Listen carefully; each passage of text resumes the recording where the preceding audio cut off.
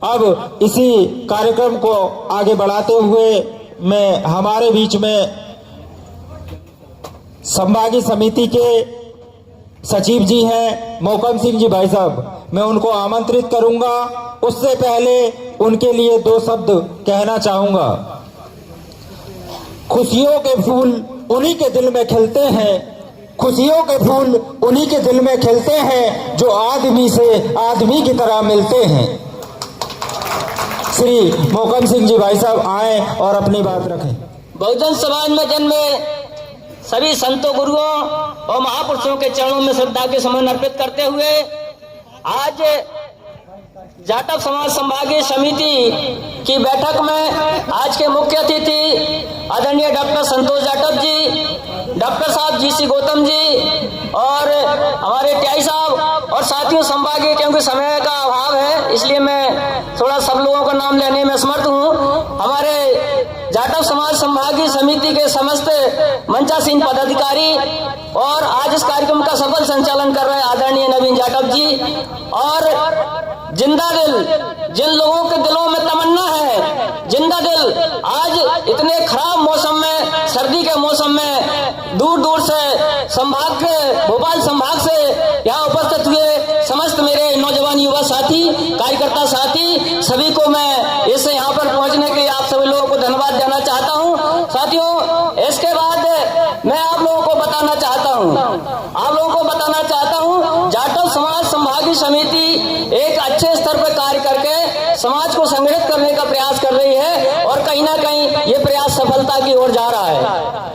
रही बात साथियों महापुरुषों की, तो हमारे मंचासीन बहुत सारे साथियों ने बहुत अच्छी अच्छी बातें बताई हैं, लेकिन मैं भी कुछ अपनी बात रखना चाहता हूँ।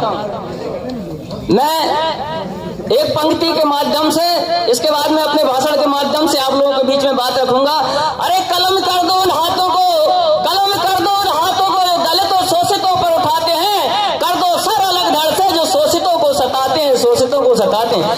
रहेंगे एक दिन करके धन और धरती का बंटवारा, ना बांटो धर्म जाति में, हम बांटेंगे भाईचारा, हम बांटेंगे भाईचारा। साथियों, महापुरुषों ने संघर्ष करके हम लोगों को आज ये जो हमारी जवान है, महापुरुषों के संघर्ष और बलिदान के कारण आज हम लोग अपनी बात रख पा रहे हैं। नहीं तो इस भारत देश के अंदर साथियों दो विचारधारा चलती है, एक मनवाद विचारधारा और एक अम्बेडकर विचारधारा।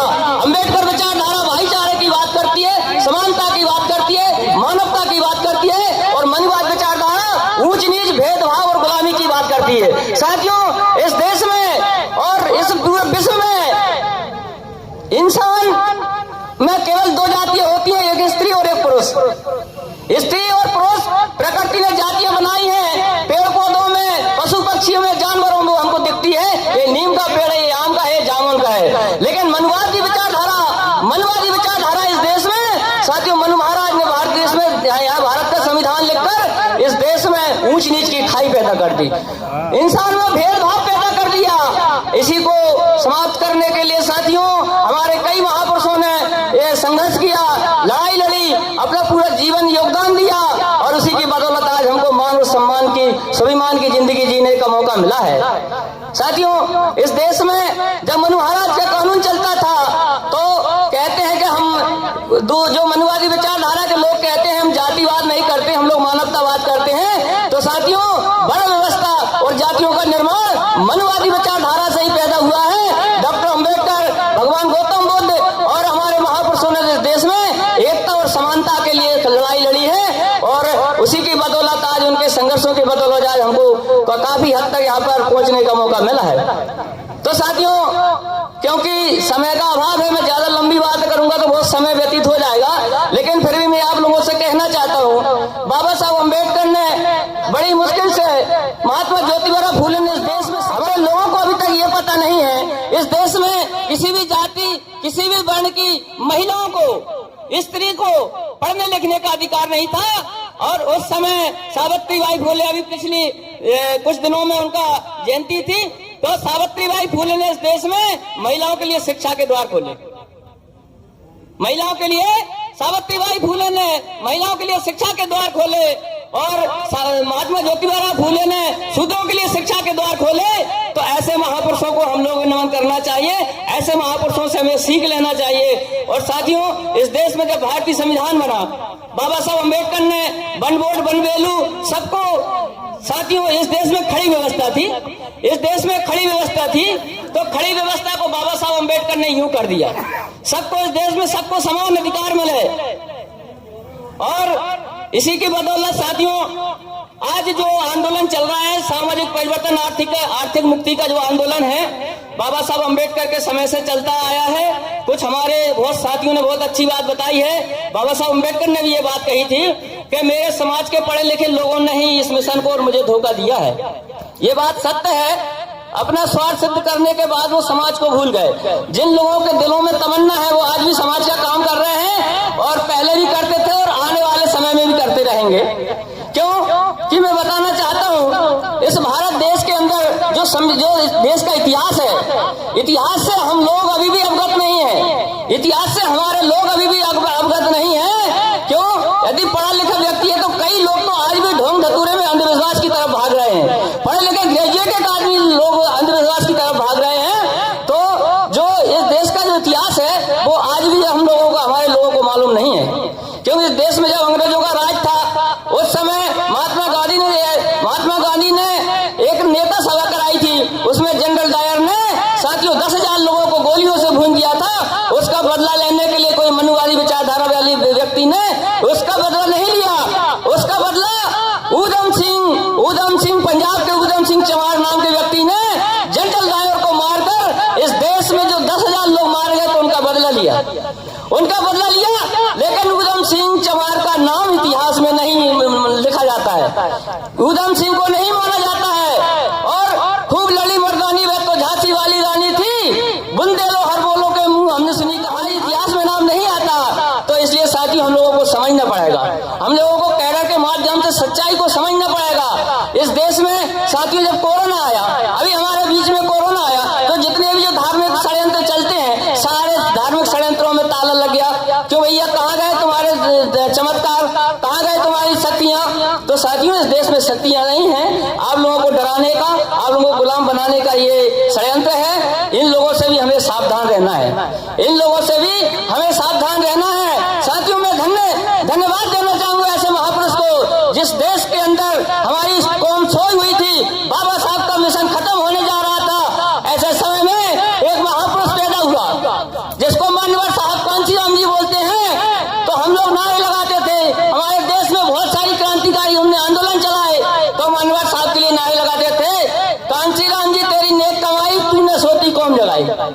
तो साथियों मान्यवर साहब कांशीराम जी इस देश में नहीं होते, वो संघर्ष नहीं कर, इस मंच के माध्यम से महापुरुषों की बात नहीं रख पाते। साथियों ऐसे महापुरुषों को मेरा जीवन भर संघर्ष किया, क्योंकि बाबा साहब अम्बेडकर ने भारतीय संविधान लिखा, तो बाबा साहब अम्बेडकर को पंडित जवाहरलाल नेहरू प्रधानमंत्री बने, बाबा साहब अम्बेडकर को कानून मंत्री बनाया गया। लेकिन कानून मंत्री बनाने के बाद बाबा साहब ने भारतीय संविधान के आधार पर कानून लिख के दिए, तो उसको कचरे की टोकरी में डाल दिया।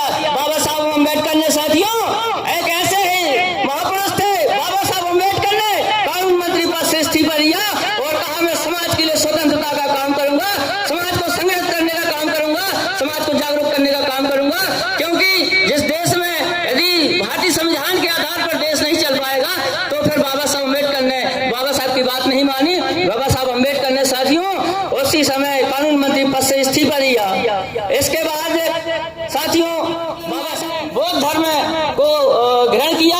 क्यों कि बौद्ध धर्म एक ऐसा धर्म था, इस देश में मोहनजोदड़ो हड़प्पा की जब खुदाई हुई तो ये देश बौद्ध में ही था, भारत देश बौद्ध में ही था। लेकिन कुछ चालाक लोगों ने, आर्यों ने आकर इसको हिंदू और दुनिया भर के चीजें आडम्बरों में रख दिया है। इसलिए बाबा साहब अम्बेडकर की साथियों कि जब तक इस देश में मास्टर चाबी हमारे हाथों में नहीं होगी, ना तो सामाजिक परिवर्तन होगा, ना आर्थिक मुक्ति मिलेगी, ना सामाजिक परिवर्तन होगा, ना आर्थिक मुक्ति मिलेगी। इसी बात को मानकर मान्यवर साहब कांशीराम जी ने साथियों इस देश में छोटे छोटे संगठन न बनाकर इस देश में महापुरुषों की विचारधारा का निर्माण किया, देश की सोई हुई कौम को जगाने का काम किया।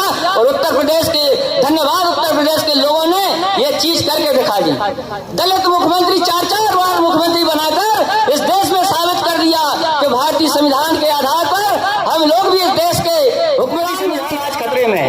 भारतीय संविधान, बाबा साहब अम्बेडकर का संविधान आज खतरे में है। कुछ हमारी समाज के चालाक लोग जो विचारधारा मनुवादी विचारधारा अपने स्वार्थ सिद्ध करने के लिए मनुवादी विचारधाराओं का साथ देते हैं, ऐसे लोगों के वजह से ही, क्योंकि बाबा साहब अम्बेडकर ने इस देश में आप लोगों को वोट का अधिकार दिया। इससे पहले राजा की रानी के पेट से राजा पैदा होता था, लेकिन बाबा साहब अम्बेडकर ने उस रानी का पेट का ऑपरेशन करके इस देश में आप लोगों को राजा बनाने के लिए बाबा साहब अम्बेडकर ने साथियों गोलमेज परिषद सम्मेलन में आप लोगों का अधिकार लेकर आए, वोट का अधिकार लेकर आए, 2 वोट का अधिकार लेकर आए। साथियों, एक महात्मा गांधी ने यरमदा जेल पर आमरण अनशन करके छीन लिया। जो सुरक्षित वोट था, अनुसूचित जाति यहाँ सीट हुआ होती थी, उस पर केवल अनुसूचित जाति के व्यक्ति ही वोट डाल सकता था। उस वोट को साथियों इन मनुवादी विचारधारा के लोगों ने उस वोट को छीन लिया। उसी वजह से आज हमारे जो भी जनप्रतिनिधि बनते हैं, सुरक्षित सीट पर जो जनप्रतिनिधि बनते हैं साथियों, वो शेर नहीं गुलाम बनते हैं। गुलामों को बनाया जाता है, वो अपनी जबान से समाज की रक्षा नहीं कर पाते हैं, अपने अधिकारों का पूरा उपयोग नहीं कर पाते हैं। इसलिए साथियों, बाबा साहब अम्बेडकर ने इस देश में हमें वोट का अधिकार दिया, क्योंकि हमारी इस देश में जनसंख्या ज्यादा है। यदि जनसंख्या हमारी ज्यादा है, हम लोग जिस दिन संगठित हो जाएंगे, वोट की कीमत को पहचान लेंगे, इस देश में हम लोग हुक्मरान होंगे और हमारे इस देश में भाईचारा होगा, सामाजिक परिवर्तन होगा, आर्थिक मुक्ति होगी। साथियों, मैं आपको बताना चाहता हूं, इस देश की जो सरकारें हैं, इस देश की सरकारें अनुसूचित जाति जनजाति के लोगों को, क्योंकि अनुसूचित जाति जनजाति के लोग बहुत ही कर्मठ, जुझारू, संघर्षशील और एक अनुसूचित जाति और जनजाति के 2 व्यक्ति ही इस देश में लड़ाई लड़ते हैं। बाकी साथियों, अभी आप लोगों ने देखा पिछड़ा वर्ग का आंदोलन, पिछड़ा वर्ग का आरक्षण सुप्रीम कोर्ट ने खत्म, माननीय सुप्रीम कोर्ट ने खत्म कर दिया, लेकिन पिछड़ा वर्ग की लड़ाई भी हमारे अनुसूचित जाति के लोग ही लड़ते हैं।